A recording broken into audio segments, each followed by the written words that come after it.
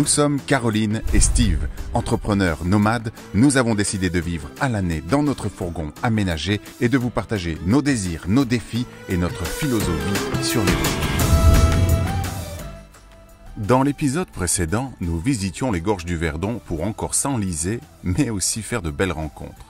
Dans ce nouvel épisode, nous proposons à nos amis Anne et Michel d'expérimenter la van life. À cette occasion, on part visiter les châteaux de la Loire et en plus, nous cocherons une case sur notre liste de vie, faire un vol en montgolfière. Bienvenue dans notre vie sur les routes. Après avoir eu le plaisir de vivre le confinement au camping du Caroux pour la seconde fois, nous reprenons la route avec ma fille Manon venue nous rendre visite, direction Biarritz, l'occasion de fêter la réouverture des restaurants et de lancer un défi à nos amis.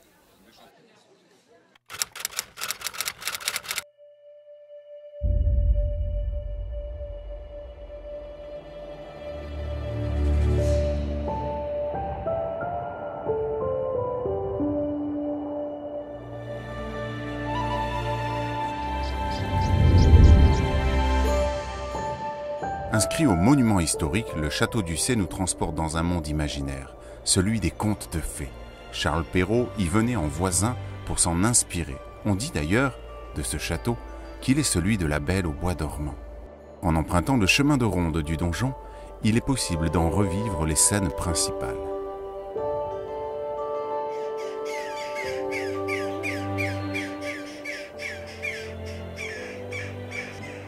Ici, on est dans l'une des tours, tout en haut d'une des tours du château, et quand on écoute, il y a plein d'oiseaux qui jacassent, je ne sais pas comment on dit. En fait, c'est plein de bébés. Quand on passe, on voit plein d'hirondelles, on voit plein d'autres oiseaux, et là, ils se sont calmés, mais quand on est arrivé, ça faisait un vacarme, parce qu'en fait, tous les petits, ils attendent d'avoir à manger, et c'est impressionnant le bruit qu'ils font.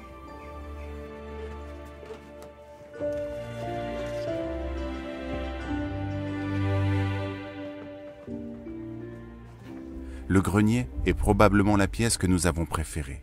Sous la charpente, en forme de coque de bateau renversée, on y découvre de vieilles malles, un cheval à bascule, des tableaux anciens, des toiles d'araignée et autres meubles qui attendent d'être restaurés. Le temps s'y est arrêté pour notre plus grand plaisir et pour nourrir notre imaginaire.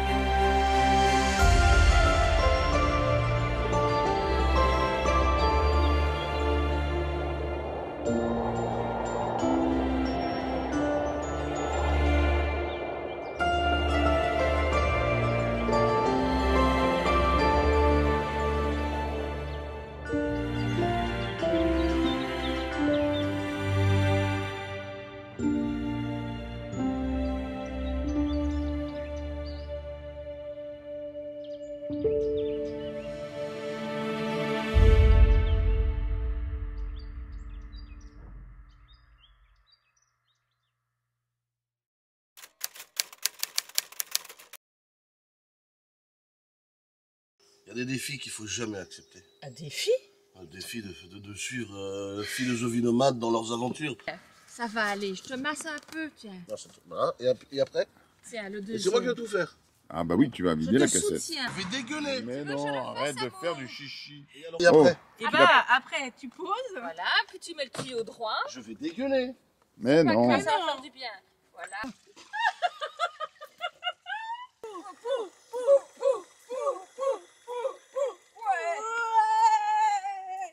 Maintenant que nous sommes plus légers, on va prendre la route direction le château de Chambord. On a à peu près une heure et demie de route, mais on est très excité à l'idée de s'y rendre. On sait déjà que c'est très beau et qu'on va pouvoir faire de très belles images. Et je vous en fais profiter sans tarder.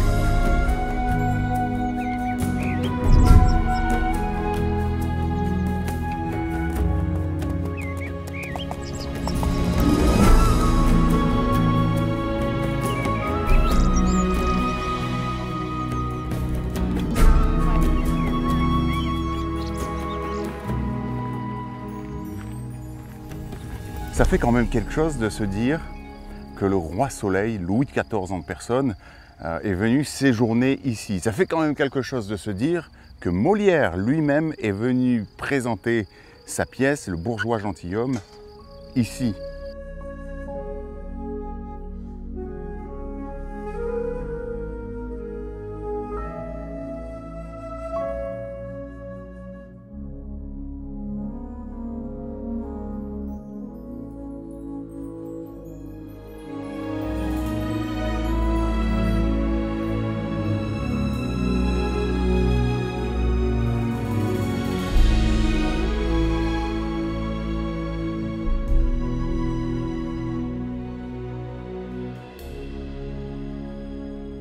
C'est immense. Là, on se retrouve sur le toit et c'est, je trouve, un des plus beaux endroits. Il y a des pièces, c'est un dédale de pièces, tout aussi intéressantes les unes que les autres. Vraiment, il faut venir se faire son avis. Mais si vous aimez les images, si vous aimez l'histoire, si vous aimez la photo, il n'y a pas photo. Il faut venir.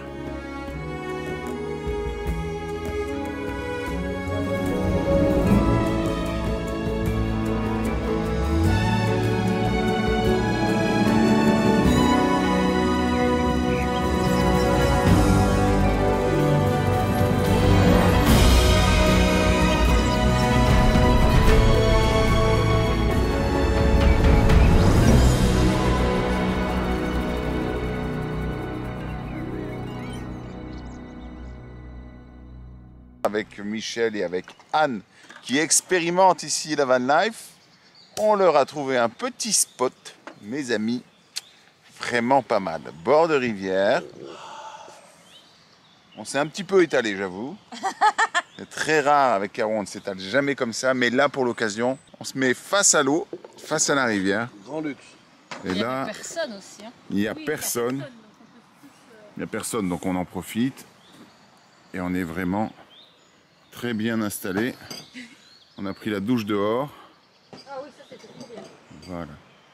Tout est parfait. C'est une super soirée que nous avons passée avec Anne et Michel qui commencent à apprécier la van life quand ça se passe comme ça, dans ce contexte-là.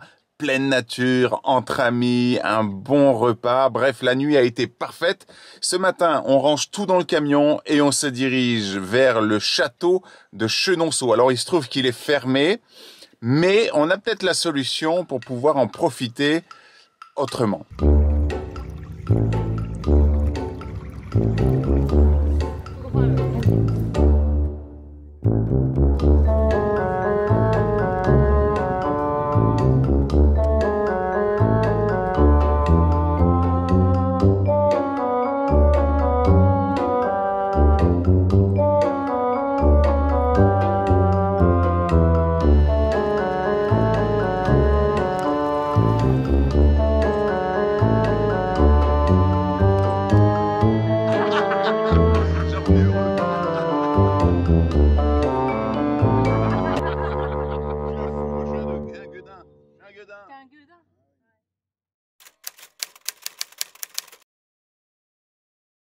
Bon, donc au programme, on va aller.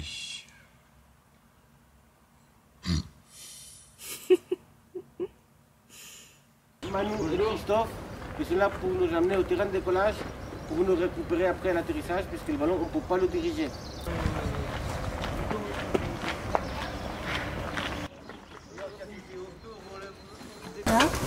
Bonjour. Non. Un jour, j'ai fait un vol avec les montgolfières comme vous va faire aujourd'hui. Et j'ai dit, waouh, ça, c'est un truc que j'adore.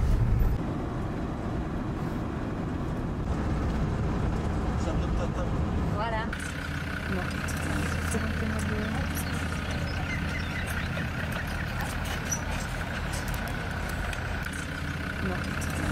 Un, deux, trois. Super. On peut laisser tomber sans... Oui, oui, oui. En gauche. Bravo, merci.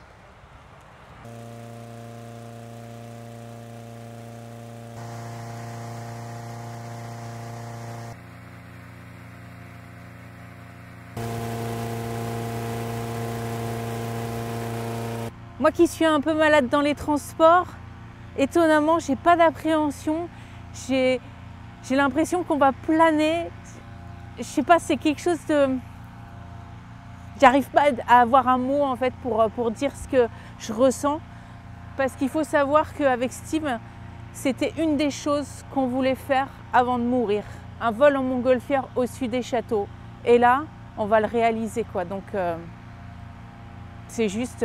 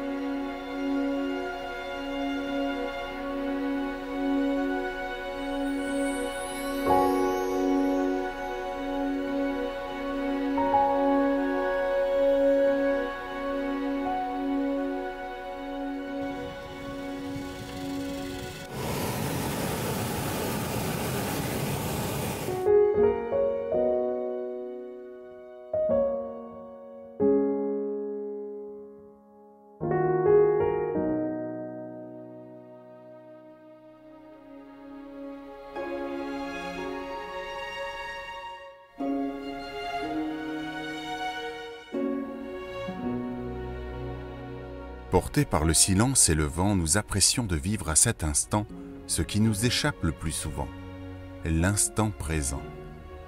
Dans notre vie d'entrepreneur nomade, nous empruntons les routes qui nous mènent vers la réalisation de nos rêves. Nous cherchons à cocher les cases de notre liste de vie, cette liste qui contient tout ce que l'on aspire à réaliser et à vivre avant de quitter cette terre. Par exemple, un vol en montgolfière.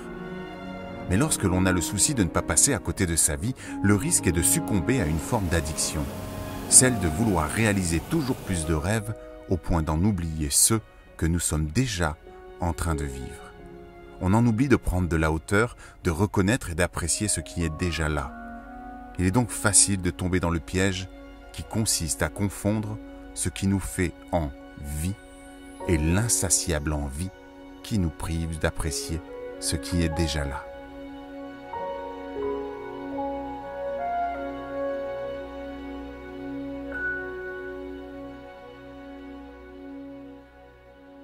L'atterrissage vraiment en douceur. Et voilà. Ah, c'est génial.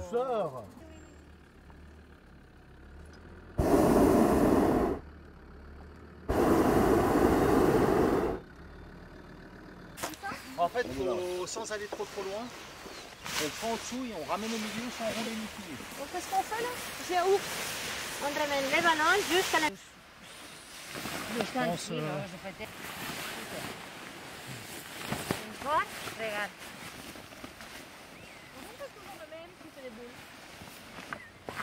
Voilà.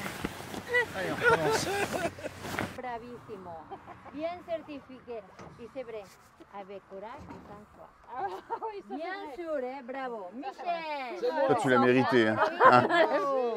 Tu l'as mérité.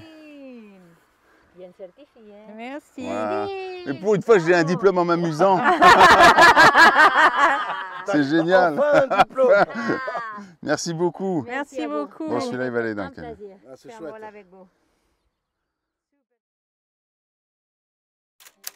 Les choses étant bien faites, nous avons eu le plaisir d'aller à la rencontre de nos abonnés de la première heure. Par exemple, Alex et Sébastien, le camper van à Brissac, était aussi l'occasion de rencontrer les acteurs qui font la van life.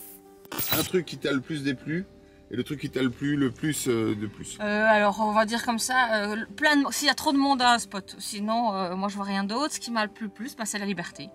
Michel? Moi, c'est les conditions sanitaires. Donc ça, c'est pour moi, c'est le plus compliqué. Puis après, moi, c'est que du bénéfice. Effectivement, c'est ce sentiment de liberté, de pouvoir bouger, de pouvoir avoir tout à disposition, de pouvoir se poser plus ou moins où tu veux. Et après, effectivement, le faire avec ses amis, c'est fantastique. Et je ne peux que conseiller la van life, ou en tout cas de le tester pour une semaine, partir en vacances. C'est pas qu'un phénomène de mode. Je pense que c'est une vraie prise de conscience, un vrai sentiment de liberté à faire, vraiment à faire. Dans l'extrait du livre que je suis en train d'écrire et qui est disponible en description de cette vidéo, je vous raconte comment nous avons osé tout plaquer pour vivre sur les routes d'Europe tout en travaillant. Je suis certain que vous allez adorer les histoires inspirantes que vous y trouverez et les clés pour oser vous réaliser.